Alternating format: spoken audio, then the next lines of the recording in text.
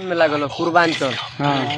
Express ही हो हाँ। वही में ड्यूटी लागल बा कांटा हाँ। चला के या लोडिंग करके फट उतार के चलते रह कहाँ बा बेंगलोर ओकरा बाद से कहाँ बा 12 घंटा जगब 36 घंटा जगब नहीं। 4 घंटा चाहे 6 घंटा चाहे 6 दिन लगातार भांज कर तो मशीन पर दुबई हाँ अब जब सीनियर संजय रे बबू ही कहाँ के उस्ताद चलल बा तो तू का कहब हाँ कहबा जब बिगवा पर पासपोर्ट को देख इंडिया के उस्ताद चलल बा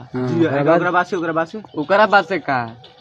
तब तू जइबा ओकरा बाद से कमा अमेरिका लंदन इराक जर्मनी का दुबई दुनिया में कगो देश बा दुनिया में हर देश रहेला ना कगो देश बा बहुत दुनिया क्या निकल गया कश्मीर ओकरा बाद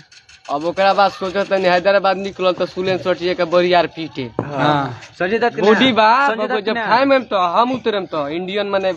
फाइटिंगो में बाबू ने जब नाम बोलिए तो संजय दत्त तो चले हम जिया ई नहीं बात बा अरे? संजय दत्त के चेला बना देता बढ़िया अब का अब कौन है भोसड़ी वाला